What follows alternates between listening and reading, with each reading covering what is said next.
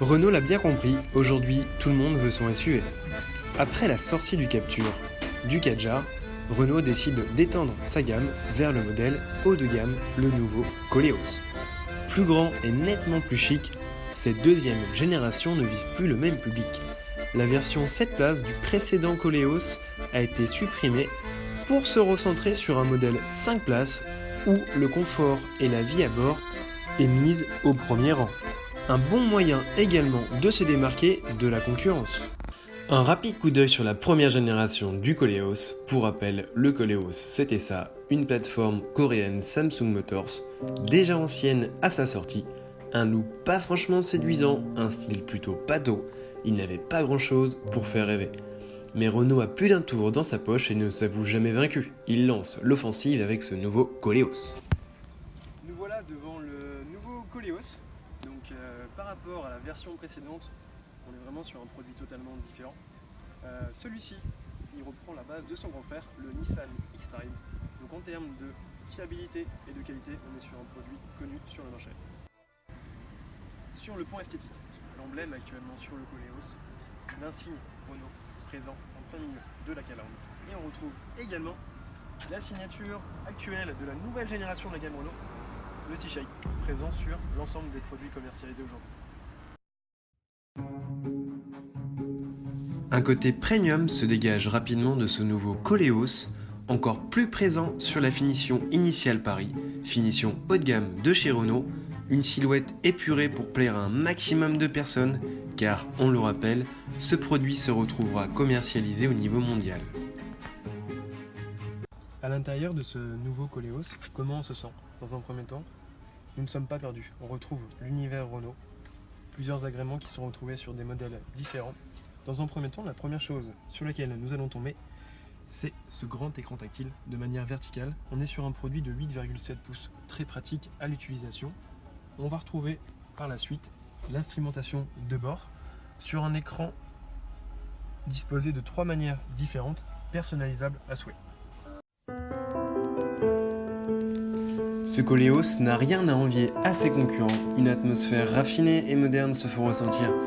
Dès l'entrée à bord, Renault a mis le paquet en termes de sécurité et propose une multitude de dispositifs, le freinage actif d'urgence, l'alerte de franchissement de ligne blanche, un avertisseur d'angle mort, l'Easy Park Assist, une aide au parking, caméra de recul, aide de démarrage en côte, évidemment le limiteur ainsi que le régulateur de vitesse.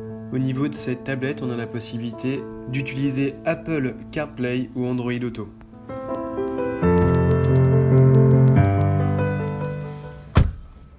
Comment on se sent dans ce nouveau Koleos? Très bien. Très bien, pourquoi? Parce que Renault a cherché à se démarquer par rapport à ses concurrents. Sur le modèle de la gamme SUV, le nouveau Koleos, Renault a choisi de garder essentiellement 5 places dans un véhicule, donc 3 places à l'arrière.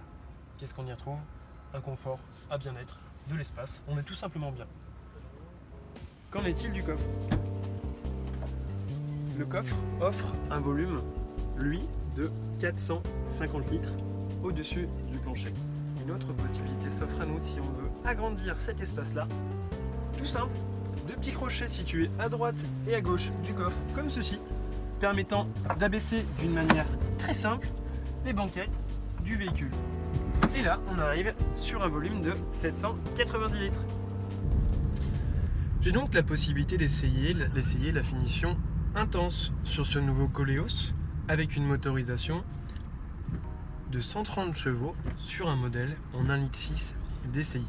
A noter, on retrouve 2 moteurs essentiellement pour ce nouveau Koleos. Pourquoi? Parce que Renault a souhaité privilégier l'aspect confort et donc a voulu solliciter 2 moteurs en diesel. On n'a plus de motorisation essence. Les 2 moteurs qui sont actuellement disponibles sur ce véhicule, on va retrouver le modèle en 1,6 litre DCI qui fait 130 chevaux et le modèle en 2 litres qui fait lui 175 chevaux.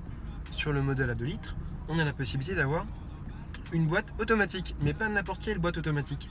Ce n'est pas celle qu'on retrouve sur les autres modèles de la gamme Renault. On n'est plus sur la boîte à double embrayage EDC, mais sur la boîte de vitesse automatique empruntée au Nissan X-Trail, une X-Tronic. Le Koleos, oui, on est donc sur un SUV, la particularité du SUV, c'est de pouvoir tout de même retrouver ce mode K4, ce fameux mode 4 roues motrices. On peut l'avoir. On le retrouve essentiellement sur le moteur en 2 litres, 275 chevaux, équipé d'une boîte automatique ou manuelle. En termes de prestations routières, la concurrence vise un comportement de plus en plus dynamique, parfois aux dépens des fondamentaux. Renault joue une fois de plus la différence, le confort, maître mot de ce nouveau Koleos, sans doute le plus confortable du marché du SUV en 2017, un Koleos où l'on s'y sent bien, mais au détriment du dynamisme. Un léger flou peut se ressentir lorsque la conduite devient de plus en plus sportive, mais, pour rappel, le Koleos n'est pas un véhicule de circuit. Renault n'oublie pas pour autant les grandes familles et propose également 2 modèles dans sa gamme disponibles en 7 places, l'Espace et le Grand Scénic. Pour résumer cet essai, que dirons-nous du Koleos? Un produit valorisant, très confortable, bien placé côté tarif, le nouveau Koleos possède tous les ingrédients d'une recette à succès, en tout cas pour le marché asiatique auquel il est destiné en priorité. Chez nous, ce sera plus compliqué face au Peugeot 5008 ou encore le Skoda Kodiaq qui font le bonheur de la clientèle avec 7 places et leur mécanique plus moderne. Mais le Koleos possède une dernière carte à abattre pour se démarquer, une vraie transmission 4 roues motrices capable de bloquer la répartition du couple à 50-50, de quoi laisser en bas de la montagne ces 2 concurrents. En termes de dimension, on est sur un véhicule qui mesure 4,67 m, on est sur une largeur de 2,06 m, un poids de 1540 kg. En termes de tarifs, l'accès à la gamme est disponible à partir de 29 900 € pour la version Life, équipée d'un moteur en 130 chevaux DCI boîte manuelle. Pour accéder à la version haut de gamme Initial Paris, en version 4x4 boîte automatique, il faudra débourser la somme de 43 400 €.